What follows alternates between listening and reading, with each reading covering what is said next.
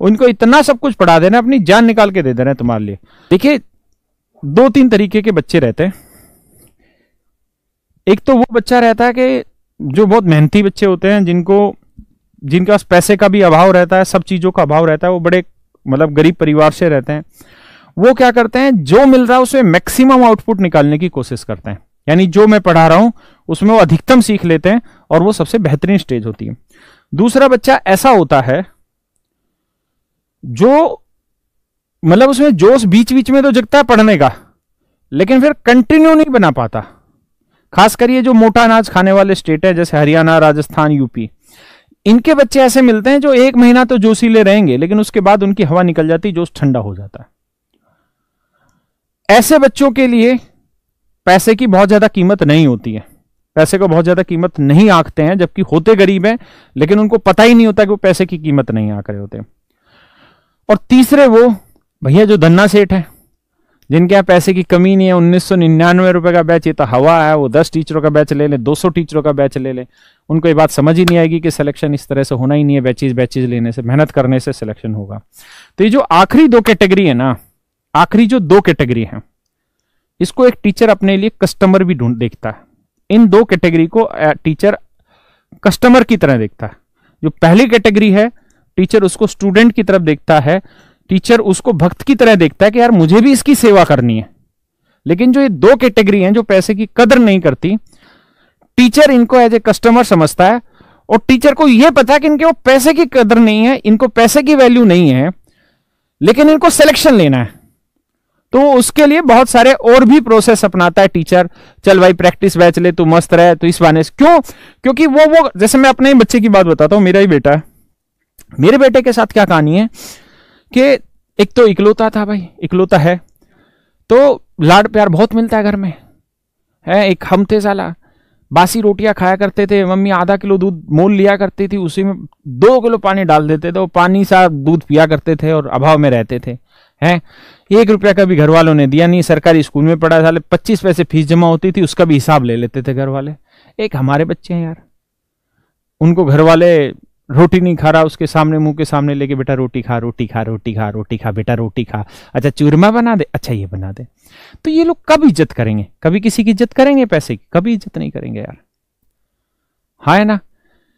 तो जब ये इज्जत नहीं करेंगे तो इनको दुनिया कस्टमर ही समझेगी।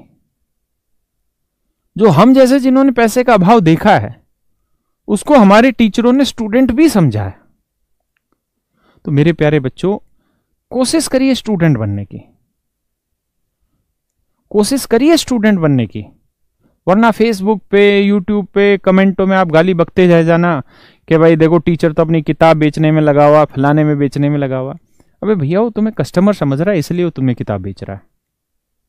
तुम स्टूडेंट तो बनो। क्या टीचर तुम्हें कस्टमर बना रहा है? नहीं, खुद बन रहे हो। तुम स्टूडेंट बनो, तुम मेहनत करो, तुम पैसे की वैल्यू समझो। इतना मौका मिल रहा है, इतना बढ़िया बैच बन रहा है। ऑफलाइन में पढ़ रहे होते ना, मेरे बैच की 15,000 तो फीस थी भाई। और पता कितने दिन बैच चलता? 9 महीने बैच चलता, 8-9 महीने। 8-9 महीने की जानते हो हॉस्टल की फीस कितनी लग जाती? 2 लाख रुपए बैच पड़ता भाई, मुखर्जी नगर में कोई बच्चा आता था तो। अब 1999 रुपए में ऊपर और 2-4-5 हजार रुपए लगा लो, मोबाइल के चार्ज का, मोबाइल खरीदा होगा या इस तरह का। तो मेहनत करो यार, पढ़ो, अच्छा मौका मिला है।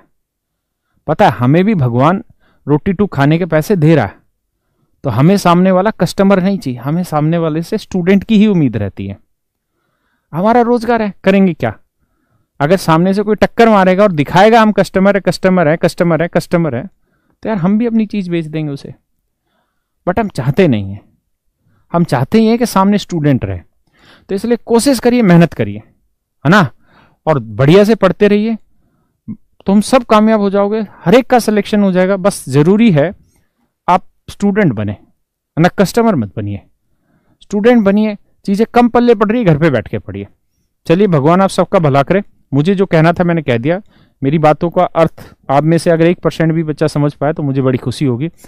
बाकी भैया मार्केट है यहाँ, तो कस्टमर और सेलर दोनों अवेलेबल हैं। लुटाए जाओ माँ बाप के पैसे हैं। घबराएं कभी भी नहीं जीवन में, निराश कभी ना हो, उदास कभी ना हो, क्योंकि जो निराश है वो तो हताश है। और जो हताश है वो तो बकवास है यार। है क्या शेष सुनाया तुमको, इससे अच्छा मौका नहीं मिलेगा। कोचिंग एक बार लो, आखिरी बार लो, खत्म कहानी, कुछ नहीं करना इसके बाद। अगर मेहनत नहीं हो पा रही, पढ़ नहीं पा रहे हैं बिल्कुल भी, और जो पढ़ा रहे हैं वो आधा पाधा समझ आता है, फिर प्रैक्टिस का टाइम नहीं मिलता, मन नहीं करता, तो मैं प्रैक्टिस बैच भी लेके आऊंगा एक।